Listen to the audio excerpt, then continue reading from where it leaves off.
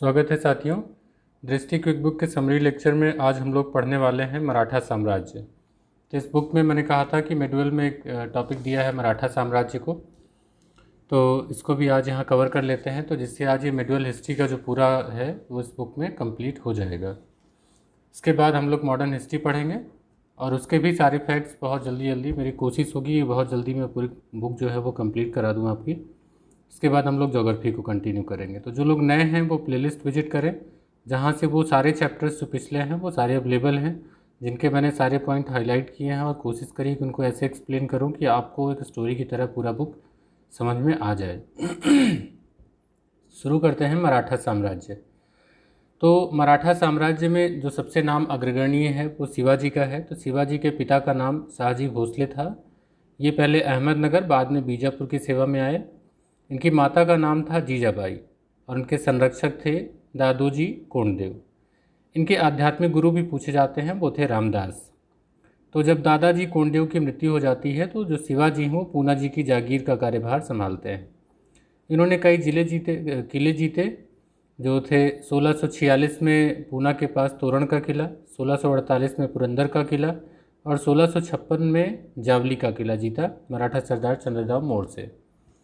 तो बीजापुर से इनका संघर्ष चल रहा था। इन्होंने मुगलों के साथ मैत्री करने का प्रयास किया, लेकिन औरंगजेब ने रुचि नहीं दिखाई। तो जो बीजापुर से संधि करने के बाद जो है औरंगजेब ने बीजापुर को शिवाजी के अधीन वाले क्षेत्रों को वापस लेने की सलाह दी, मतलब उसने फूट डाल दी।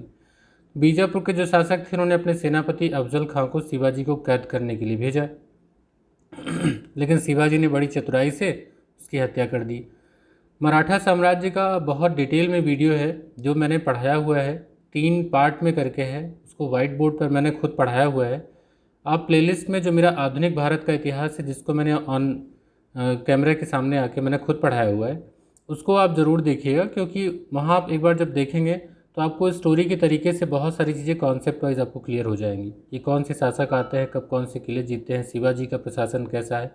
तो पूरा 3 वीडियो में कंप्लीट किया गया है। उसको आप अगर एक बार पढ़ेंगे तो आपको बहुत अच्छे से सारी चीज़ें समझ में आ जाएंगी।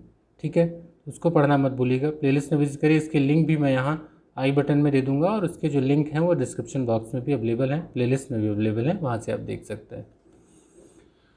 तो अफजल खां की हत्या कर देते हैं। उसके बाद कई क्षेत्रों को जीतते हैं, जैसे पन्हाला का किला, कोल्हापुर, उत्तरी कोंकण वगैरह जो है क्षेत्र ये जीत लेते हैं। अब औरंगजेब जो है यहाँ पर वो जो शिवाजी के अधीन क्षेत्र थे उनको वापस लेने के लिए निश्चय करते हैं, क्योंकि अहमदनगर की संधि इससे पहले हुई थी, तो कुछ जो बीजापुर को दे दिए गए थे उसको उन्होंने वापस लेने का प्रयास किया। तो अब युद्ध निश्चित हो गया।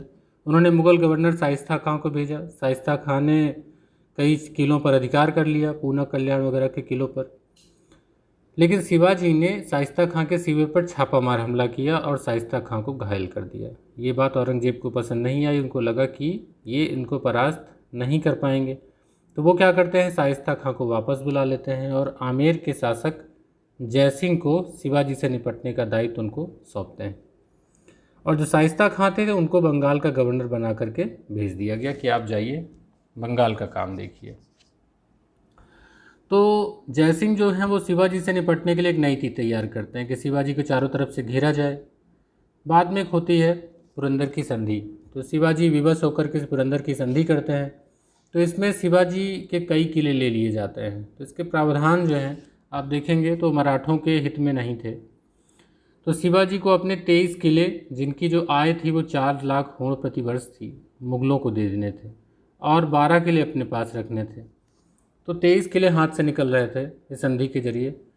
इसके अलावा औरंगजेब के द्वारा जो है शिवाजी के पुत्र थे संभाजी। तो संभाजी को 5000 का मनसब प्रदान किया गया और मुग़ल दरबार में वो जाएंगे, ऐसा इस संधि के तहत प्रस्तावित हुआ। फिर इसके बाद क्या होता है, इस संधि के बाद जयसिंह ने शिवाजी को व्यक्तिगत रूप से मिलने के लिए आगरा भेजा, लेकिन वहाँ औरंगजेब से थोड़ा वाद विवाद हो गया, क्योंकि इनको वहाँ पर उचित सम्मान नहीं मिला।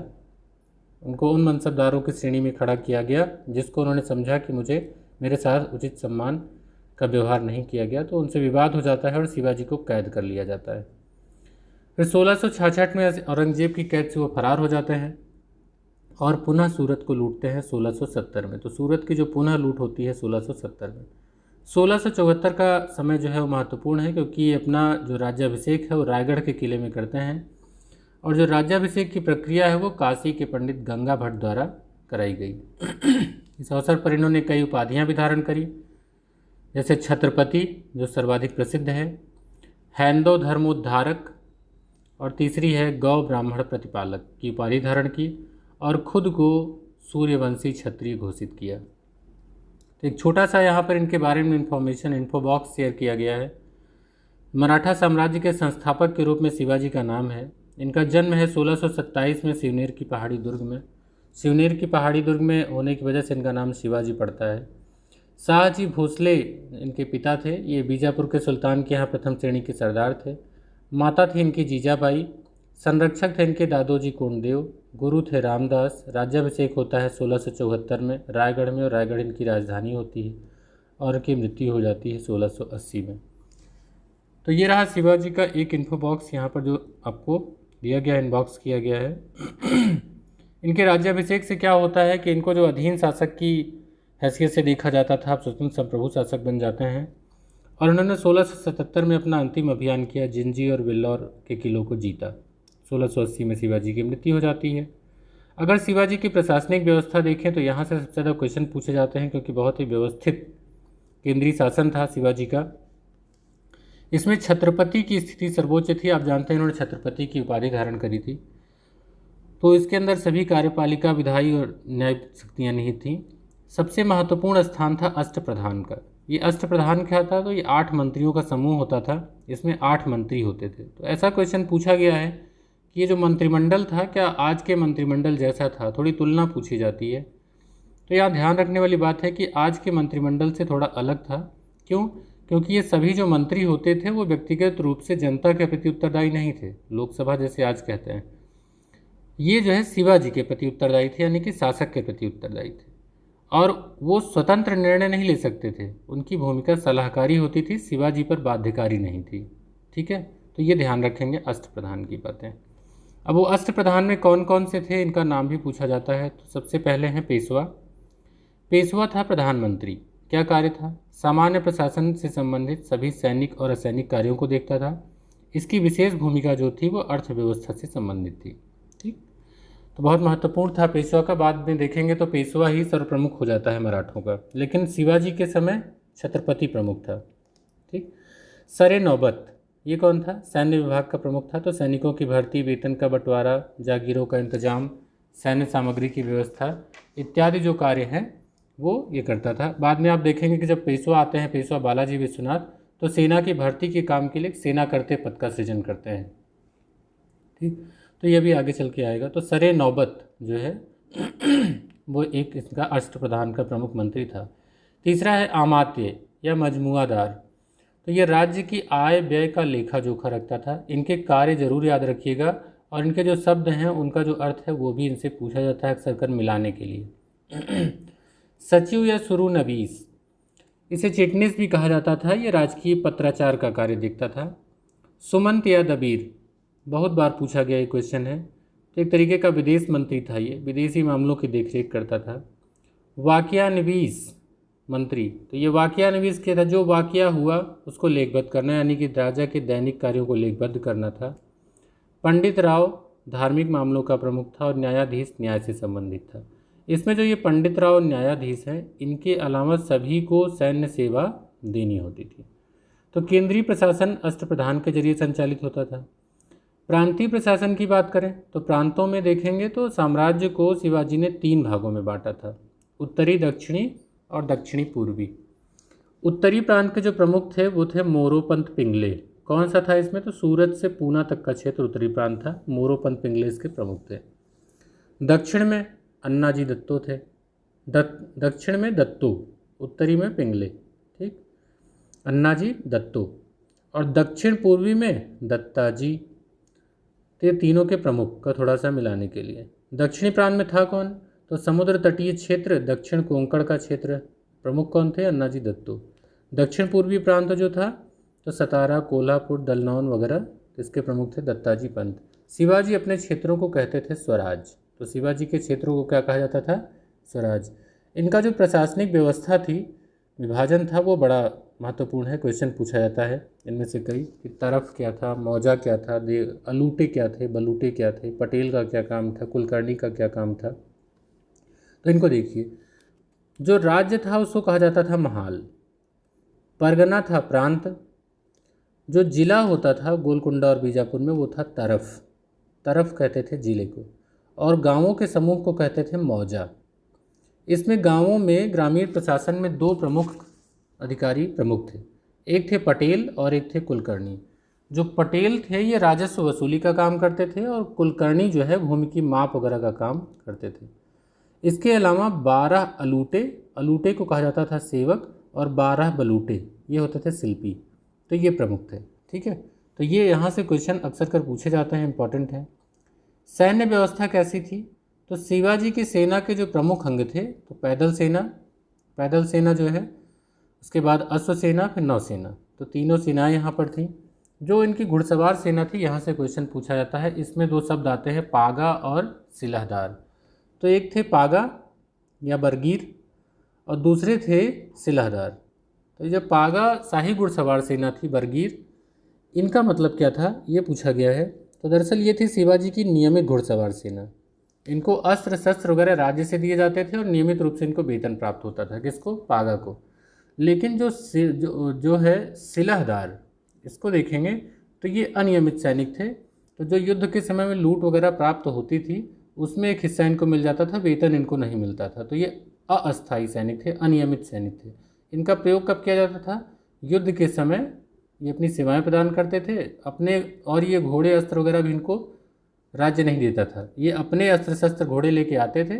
तो इनको मिलता क्या था? तो जो भी लूट का माल होता था उसका एक हिस्सा इन्हें प्राप्त हो जाता था। तो ध्यान रखेंगे कि सैनिक जो थे सिलादार अनियमित थे और पागा जो थे वो नियमित घुड़सवार सेना थी। संगठन कैसा था? तो घुड़सवार, हवलदार, जुमलादार, एक हजारी, पंच हजारी, ये था इनका क्रम।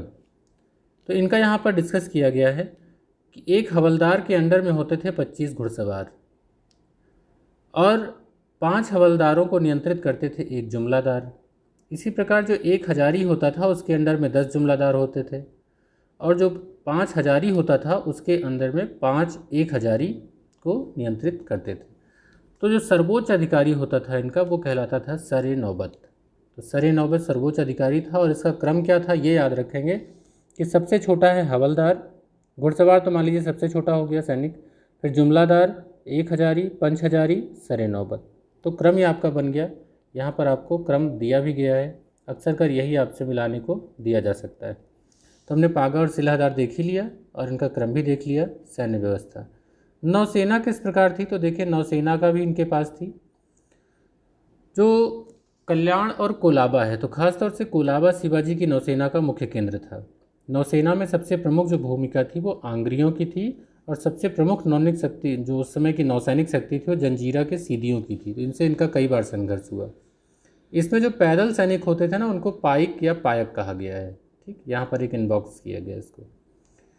तो जो शिवाजी के समय में किलों का बड़ा महत्व है, आपने देखा कि एक प्रमुख आय के भी स्रोत हैं और यहाँ से इनकी शासन व्यवस्था भी संचालित होती है। तो इनकी जो शासन व्यवस्था है वो कैसे होती थी? तो 3 प्रमुख अधिकारी होते थे, हवलदार, सरे नौबत और सबनिस।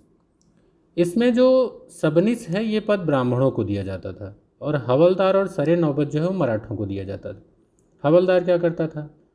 तो किले के अंदर का आंतरिक प्रशासन देखता था। सरे नौबत तो चूंकि ये सेना का भी सर्वोच्च अधिकारी था तो सेना का नेतृत्व तो रक्षा के लिए यही होता था। जो सबनिस होता था, जो ब्राह्मणों को दिया जाता था, तो इसमें असैनिक कार्य दिए जाते थे, जैसे पत्र व्यवहार, रसद वगैरह की देखभाल, शासन की देखभाल करना इनका काम होता था। शिवाजी की राजस्व व्यवस्था भी बहुत अच्छी थी, इसको देखते हैं। तो इन्होंने व्यापक भूमि सर्वेक्षण कराया, किसके अधीन? अन्नाजी दत्तों के अधीन। तो अन्नाजी दत्तों के अधीन उन्होंने व्यापक भूमि सर्वेक्षण कराया, और ये व्यवस्था कुछ उस हद तक थी, मापन व्यवस्था, जैसे अहमदनगर के मलिक अंबर ने कराई थी। जो उस समय की मापन की इकाई थी वो थी काठी या मूठा, काठी या मूठा। तो क्या पैमाना था? तो 20 काठी मिलाकर के 1 बीघा हो जाता था, और 120 बीघा मिलाकर के 1 चावर हो जाता था। तो बीघा, चावर, काठी, मुठा, अगर ये शब्द आएँ तो याद रखेंगे कि भू राजस्व व्यवस्था से संबंधित है, मापन की इकाइयाँ थी। राजस्व की दर क्या थी? तो पहले 1/3 थी 33%, बाद में इसको 40% कर दिया गया। अनाज नगद दोनों में लिया जा सकता था। किसानों को ऋण भी दिया जाता था। बंजर भूमि होती थी तो कम दर पर राजस्व लिया जाता था। जो लगान वसूली का काम था वो रैयतवाड़ी व्यवस्था के तहत था। आप जानते हैं कि इसमें किसानों से सीधे लगान की वसूली की जाती है। अब इसके बाद शिवाजी से संबंधित जो प्रमुख बातें हैं अगर देखें तो ग्रामीण स्तर पर, जैसे कि मैंने अभी डिस्कस भी किया, दो जो प्रमुख राजस्व वसूली में काम करते थे, पटेल और कुलकर्णी। तो इसमें पटेल जो होते थे वो भू राजस्व की वसूली करते थे और जो कुलकर्णी था वो भूमि की माप व लेखे जोखे से संबंधित था। तो पटेल कुलकर्णी को याद रखेंगे। बंदरगाह वगैरह से भी चुंगियाँ ली जाती थी, जो भी एक आय का स्रोत होती थी। सबसे इम्पोर्टेंट और सबसे ज़्यादा पूछे गए क्वेश्चन है चौथ, सरदेशमुखी और सरंजाम। 3 शब्द ये बहुत महत्वपूर्ण हैं, इनकी जानकारी आपको होनी ही चाहिए। क्या था ये? तो ये शिवाजी की आय के एक स्रोत थे उनके साम्राज्य के। चौथ क्या था? ये लेते थे पड़ोसी राज्यों से और इसके बदले में उनको आश्वासन देते थे कि हम आपके यहाँ लूटपाट नहीं करेंगे। ठीक है। और ये होता कितना था कि जो उनकी आय हो उसका 1/4 हिस्सा आप हमें दे दीजिए तो हम आपके यहाँ लूटपाट नहीं करेंगे। तो पड़ोसी राज्यों से लूटी गई आय के रूप में यह आय था क्या? चौथ। तो चौथ 1/4 याद रहेगा। इसके अलावा सरदेशमुखी, तो शिवाजी स्वयं जो बड़ा क्षेत्र था पूरा मध्य भारत का, उस क्षेत्र के देशमुखों को अपना प्रमुख मानते थे खुद को, कि वहाँ के जितने देशमुख हैं उनके ये प्रमुख हैं, इसलिए उसके रूप में भी इनको एक आय का 1/10 हिस्सा दीजिए। तो सरदेशमुखी के बदले क्या देते थे? तो लोगों के, जो वहाँ के लोग होते थे उनके हितों की रक्षा ये करते थे, इसके बदले वो 1/10 हिस्सा लेते थे। तो सरदेशमुखी होता था 1/10 और चौथ 1/4। एक शब्द आता है सरंजाम, कभी कभी इसका नाम आता है मोकासा। ये क्या है? सरंजाम या मोकासा क्या है? तो एक प्रकार की ये जागीर थी। और ये जागीरें कैसी थीं? जो प्रमुख मराठा सरदार होते थे उनको ही दी जाती थी, लेकिन ज़्यादातर मराठा सरदारों को नगद में वेतन दी जाती थी। तो एक प्रकार की ये जागीरदार जैसी व्यवस्था थी जिसको कहते थे सरंजाम या मोकासा। ठीक। तो सरंजाम, सरदेशमुखी, चौथ, यहाँ से क्वेश्चन पूछे जाते हैं, इसको थोड़ा सा ध्यान रखना है। शिवाजी के बाद देखें तो 1680 में शिवाजी की मृत्यु हो जाती है। उसके बाद आते हैं शिवाजी के उत्तराधिकारी। शिवाजी के उत्तराधिकारी के समय देखें तो जो शिवाजी के पुत्र थे संभाजी, ये विद्रोह कर देते हैं। कारण ये होता है कि शिवाजी अपने छोटे पुत्र को राजा राम का कोंकण का क्षेत्र देते हैं, तो संभाजी विद्रोह कर देते हैं। इसलिए उनके कार्यकलापों से थोड़े शिवाजी नाराज रहते थे, संतुष्ट नहीं थे। तो जब उनकी मृत्यु हुई तो वो चाहते थे कि उनका जो पुत्र है राजा राम, उसका राज्याभिषेक किया जाए। तो उनकी पत्नी सोयराबाई ने राजा राम का राज्याभिषेक कर दिया।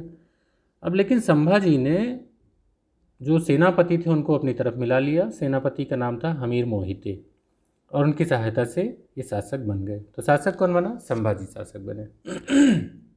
अब संभाजी मुगलों से भी समझौता करते हैं। मुगल सूबेदार दिलेर खां समझौता कर लेते हैं और संभाजी को 7,000 का मनसब मिल जाता है। तो संभाजी को 7,000 का मनसब मिला। ठीक। अब संभाजी ने नीलोपंत को अपना पेशवा बनाया और उनके मुख्य सलाहकार थे कवि कलश। ये कवि कलश जो हैं ये इंपॉर्टेंट हैं क्योंकि इन पर इनका बहुत प्रभाव था। इसी के समय में एक घटना होती है कि जो औरंगजेब के विद्रोही पुत्र होते हैं अकबर द्वितीय, तो वो भाग करके चले आते हैं मराठों के पास, उनको शरण दे देते हैं और यही कारण बनता है मुगलों से संघर्ष का। फिर बाद में एक युद्ध होता है संगमेश्वर। तो इसमें संगमेश्वर का युद्ध जो होता है 1689 में, इसमें जो मुगल सेनापति मुबारक खां थे वो आते हैं। संभाजी की और कवि कलश की निर्मम हत्या उन्होंने कर दी। तो इन्होंने इनकी हत्या करा दी। इसके बाद देखें तो संभाजी की जो पत्नी है येसुबाई, उन्होंने विरोध जारी रखा था लेकिन जल्दी ही अपने पुत्र साहू के साथ गिरफ्तार कर ली गई। तो आप देखेंगे कि ये जो साहू है ना, ये मुगलों के संरक्षण में रहेंगे। अभी ये 1689-90 के लगभग। बाद में जब ये 1707 में औरंगजेब की मृत्यु होगी तब इनको वापस छोड़ा जाएगा और ये आएंगे मराठा साम्राज्य में। तब वहाँ पर फिर से एक बार उत्तराधिकार का युद्ध छिड़ेगा। तो साहू जी को याद रखिएगा। संभाजी ने शिवाजी की प्रशासनिक व्यवस्था की जो रीढ़ थी अष्टप्रधान, उसको नष्ट कर दिया। तो अष्टप्रधान बनाया किसने? शिवाजी ने। नष्ट किसने किया? संभाजी ने। उसी के समय मराठे युद्ध में भी स्त्रियों को साथ ले जाने लगे थे। तो एक स्टेटमेंट ये भी आपसे पूछा जाता है। अब उनकी मृत्यु हो गई, पुत्र बंदी हो गया, तो शासक कौन बनेगा? राजा राम। इनका शासन क्या है? 1689 और 1700। तो राजा राम ने मुगलों के प्रति विद्रोह जारी रखा। इन्होंने एक नए पद का सृजन किया जिसका नाम था प्रतिनिधि, और जो पहले प्रतिनिधि थे उनका नाम रखा प्रहलाद निराजी। तो इनके यहाँ प्रहलाद निराजी, रामचंद्र पंत, संताजी घोड़पड़े, धनाजी जादव कुछ प्रमुख थे, जिसमें निराजी और रामचंद्र पंत जो थे राजनीतिज्ञ थे, और जो संताजी घोड़पड़े और धनाजी जादव थे वो सेनापति थे। तो चूँकि इस समय मुगलों का आक्रमण लगातार इनके ऊपर बना रहा, खतरा मंडराता रहा, तो ये सिंहासन पर नहीं बैठे, मतलब अस्थायित्व तो नहीं आया। तो इनको कहा जाता है कि कभी सिंहासन पर न बैठने वाला शासक राजा राम को।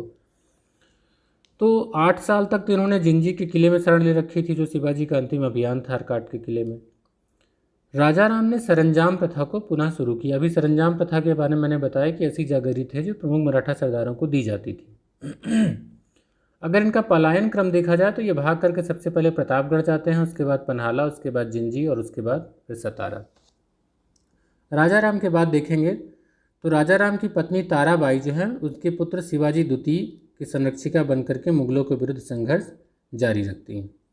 तो राजा राम की पत्नी और शिवाजी द्वितीय, तो इन्होंने कई किले जीते, पन्हाला, सिंहगढ़ वगैरह पे कब्जा किया। आप देखेंगे कि जो इनका काल है 1700 से 1707, औरंगजेब का जो अंतिम वर्ष है, तो इसमें इसे कहा जाता है मराठा स्वतंत्रता संघर्ष। खफी खां वगैरह भी इतिहासकार जो हैं ताराबाई की बहुत प्रशंसा करते हैं। तो जब 1707 में औरंगजेब की मृत्यु होती है, उसके बाद मुगल मराठा संबंधों में एक नए अध्याय की शुरुआत होती है। अब होता क्या है कि जब औरंगजेब की मृत्यु हो जाती है तो वहाँ पर एक कूटनीति चली जाती है। इसमें जो मराठों के यहाँ कैद थे साहू, उनको कैद से रिहा कर दिया जाता है, क्योंकि यहाँ पर मराठों की स्थिति थोड़ी बदल गई थी। ये हुआ कि अब इनको भेज दिया जाए तो वहाँ पर उत्तराधिकार का संघर्ष छिड़ेगा और उसका जो राजनीतिक लाभ है वो मिलेगा मुगलों को। हुआ भी यही कि साहू और ताराबाई में उत्तराधिकार का संघर्ष प्रारंभ हो गया। अब साहू को किसने रिहा किया, ये थोड़ा सा ध्यान देने वाली बात है कि साहू को राजकुमार आजम शाह ने रिहा किया, और जो मुगल शासक थे बहादुर शाह, तो बहादुर शाह ने इसको स्वीकृति दी थी। उत्तराधिकार के संघर्ष में ताराबाई पहले उनका पल्ला भारी पड़ा, लेकिन एक खेड़ा का युद्ध होता है 1707 में, ये महत्वपूर्ण होता है। तो इसमें ताराबाई को साहू से पराजित होना पड़ गया। इसके बाद होता क्या है कि ताराबाई दक्षिण की ओर चली जाती हैं, पन्हाला की ओर चली गई। अब कोल्हापुर में ताराबाई का शासन चल रहा होता है और सतारा में साहू का। तो दो जो सत्ताएं हैं वो पैरेलल चलती हैं। 1707 से 1749 का पूरा कार्यकाल है, ठीक। तो इसी के बीच में देखेंगे कि मराठा शक्ति में जो है, जो प्रथम 3 पेशवा आते हैं उनमें महत्वपूर्ण परिवर्तन आते हैं पेशवा पद में। तो थोड़ा सा इनके बारे में यहाँ पर डिस्कस किया गया है। सबसे जो पहले पेशवा होते हैं पेशवा बालाजी विश्वनाथ। तो ये बालाजी जो हैं वो 1696 में पूना में सभासद थे, बाद में सरसूबेदार बन गए, ठीक है। तो इस समय औरंगजेब वगैरह यहाँ डटे हुए थे। जब उनके युद्ध चल रहे थे तो बालाजी ने उनको रसद की आपूर्ति में सहायता की, इसलिए औरंगजेब ने उन पर कार्यवाही नहीं की थी। तो जो साहू को गद्दी दिलाने के बाद साहू सतारा से शासन कर रहे थे, ताराबाई कोल्हापुर से शासन कर रही थी। तो साहू ने एक नए पद का सृजन किया, वो था सेना करते। किसने सृजन किया?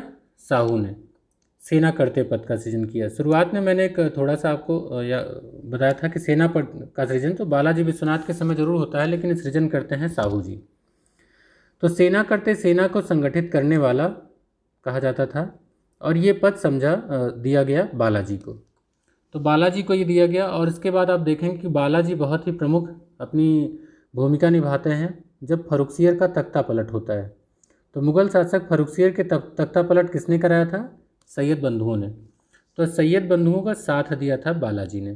तो इसमें एक संधि हुई थी जो मराठों के मैग्ना कार्टा के नाम से जानी जाती है। तो ये संधि क्या थी?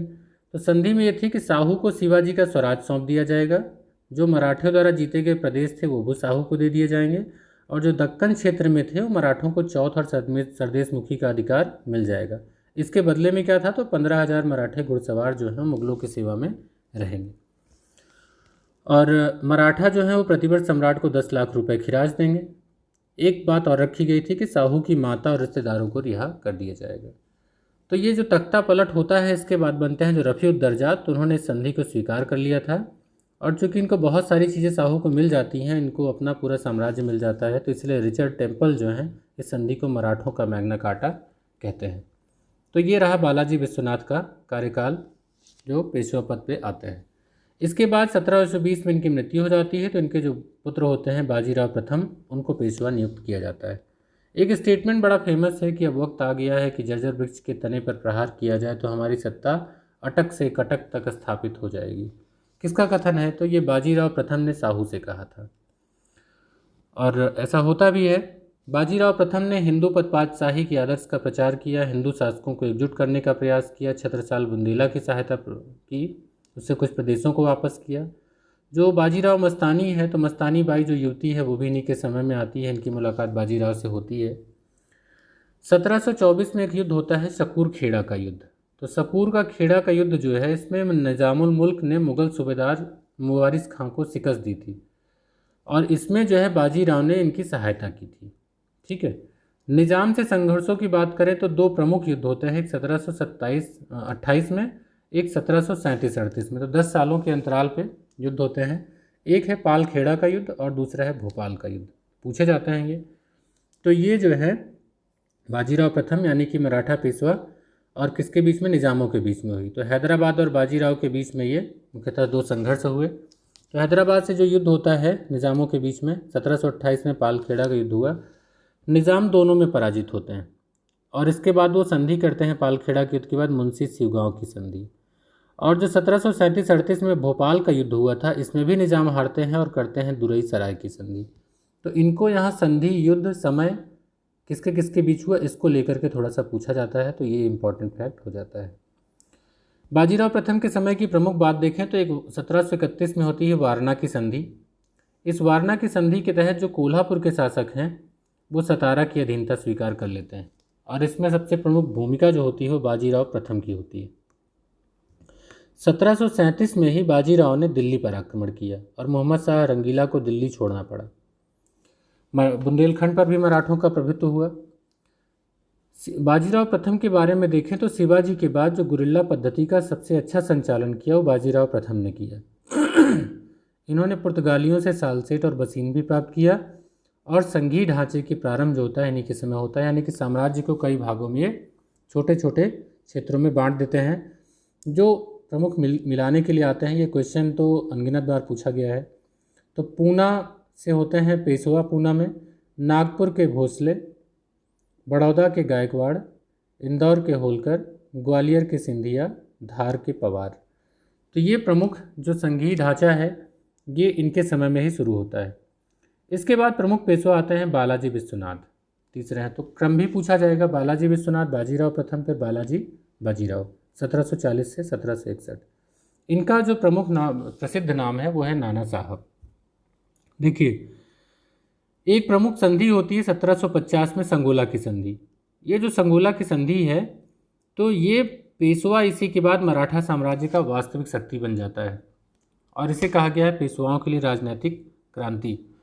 तो आपने देखा कि अभी शुरू में देखा था कि 1749 तक का कार्यकाल था, जो दोनों कोल्हापुर और उत्तर में दोनों में एक साथ सत्ताएं चल रही थीं सतारा में। लेकिन यहाँ पर आप देखेंगे तो 1750 में जब संगोला की संधि होती है तो अब मराठा साम्राज्य का जो प्रमुख होता है वो छत्रपति नहीं होता, बल्कि कौन हो जाता है? पेशवा हो जाता है। और जो ये बालाजी बाजीराव हैं यही प्रमुख पेशवा होते हैं। ये अपनी राजधानी सतारा से पूना ले आते हैं। अगर आपसे क्वेश्चन किया जाए कि मराठा साम्राज्य का अधिकतम विस्तार किसके समय में हुआ, तो बालाजी बाजीराव के समय में हुआ। तो मालवा, बुंदेलखंड, तंजौर, यहाँ तक कि राजपूत क्षेत्रों से भी इन्होंने चौथ वगैरह वसूलने लगे थे। इनका कई क्षेत्रों पर अधिकार भी हो गया था। हालांकि माना जाता है कि हिंदू पदपातशाही के धर्म का इन्होंने उल्लंघन किया। अगर हैदराबाद के निज़ाम से संघर्ष की बात करें तो देखिए 1752 में इन्होंने निज़ाम को शिकस्त दी, और संधि कौन से की? भलकी की संधि। 1757 में सिंदरखेड़ा के युद्ध में निज़ाम को हराया। 1760 में उदगीर के युद्ध में निज़ाम को हराया। तो निज़ामों को लगातार पराजय का मुंह देखना पड़ा पेशवाओं के काल में। और आप देखेंगे तो इमादुल मुल्क जो है उनको वज़ीर बनने में इन्होंने सहायता की। इन्हीं के समय में सबसे महत्वपूर्ण घटना होती है पानीपत का तृतीय युद्ध। पानीपत का तृतीय युद्ध जो है बहुत ही महत्वपूर्ण है भारत के इतिहास में। इसकी वजह क्या है तो अभी आपको एक स्टेटमेंट बताएंगे। जो तीसरा युद्ध होता है ये पानीपत का, ये अफगान शासक अहमद शाह अब्दाली और मराठों के बीच में होता है। तो अब आपको लगेगा कि अब्दाली कहाँ से आ गए बीच में। दरअसल होता क्या है कि जो अहमद शाह अब्दाली थे ये पंजाब में एक राजकुमार तैमूर को अपना प्रतिनिधि नियुक्त करते हैं, लेकिन मराठों ने उनको हटा करके अपना प्रतिनिधि नियुक्त कर दिया, तो युद्ध जो है अवश्यंभावी हो गया। और जो भारत में भी थे कई, जैसे शुजाउद्दौला अवध के, और भी कई थे, रुहेला, नजीबुद्दौला, हाफिज़ रहमत खां, दुंदी खां, सादुल्ला खां, इन सब का भी समर्थन उसे मिला। तो इन लोगों ने मिल करके लड़ाई की जिससे मराठों की पराजय हो गई।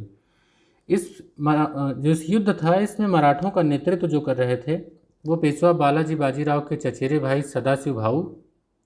सदाशिवराव भाऊ और जो पेशवा के पुत्र थे विश्वासराव। तो भाई और पुत्र दोनों का नेतृत्व कर रहे थे और दुर्भाग्यवश दोनों मारे गए। दोनों क्या, अगर इतिहास में देखें तो इतनी क्षति शायद ही किसी युद्ध में हुई है जितनी पानीपत के तृतीय युद्ध में हुई। जैसा कि इसका आंखों देखा वर्णन करने वाले काशीराज पंडित ने इसका वर्णन किया है, तो इन्होंने इन शब्दों में मराठों के पराजय की सूचना पेशवा बालाजी बाजीराव को दी है। क्या कहा, ये स्टेटमेंट पूछा जाता है, 2 हीरे नष्ट हो गए, 27 स्वर्ण मुद्राएं खो गईं और नष्ट हुए चांदी व तांबे की गणना ही नहीं की जा सकती। अर्थात युद्ध के दौरान सदाशिवराव भाऊ और विश्वासराव और अनेक योग्य मराठा सरदार मारे गए। तो ये भी कहा जाता है कि एक ऐसा युद्ध था जिसमें मराठा साम्राज्य के हर परिवार ने किसी न किसी को खोया था। तो पानीपत का तृतीय युद्ध कई कारणों से मराठे हारे भी। एक तो सदाशिवराव भाऊ का व्यवहार भी था जिससे मल्हारराव होलकर असंतुष्ट था। इन्होंने गुरिल्ला युद्ध में जिनकी इसमें महारत थी उसकी जगह इन्होंने प्रत्यक्ष युद्ध को अपनाया था। तोपें भी भारी थीं, स्त्रियों को भी अभियान में ले जाते थे और अब्दाली को भारतीय शक्तियों की भी मदद मिलती है जो कि सबसे बड़ा कारण बनता है। इस युद्ध ने यह निर्णय कर दिया, कोई एक स्टेटमेंट पूछा जाता है कि भारतीय इतिहास का कौन सा ऐसा युद्ध है जिसने यह निर्णय नहीं किया कि कौन भारत पर शासन करेगा, लेकिन यह तय कर दिया कि कौन शासन नहीं करेगा। तो पानीपत का यही है। इससे ये हो गया कि अब मराठे तो भारत पर शासन नहीं करेंगे, दिल्ली पर शासन नहीं करेंगे। 1761 में इस युद्ध में हारने के बाद बालाजी बाजीराव इस कष्ट को सहन नहीं कर पाते, उनकी भी मृत्यु हो जाती है और मराठे तो कमज़ोर हो ही गए। अंग्रेज़ों के प्रभुत्व के मार्ग को उन्होंने खोल दिया। मराठा शब्दावली बड़ी इंपॉर्टेंट है, कई बार यहाँ से क्वेश्चन आते हैं, इनको भी यहाँ इनबॉक्स किया गया है तो देख लेते हैं। जैसे कामबिजदार और मामलतदार। तो कामबिजदार और मामलतदार ये कौन थे, तो शिवाजी के साम्राज्य के अंतर्गत छोटे प्रांतों के सूबेदार और बड़े प्रांतों के सूबेदार थे। ये जो दोनों पद थे शिवाजी के समय अस्थायी आनुवांशिक नहीं थे, लेकिन पेशवाओं के समय ये पद आनुवांशिक हो गए। पुतनिस क्या था, कहीं पुतनिस लिखा रहता है कहीं पुतनिस।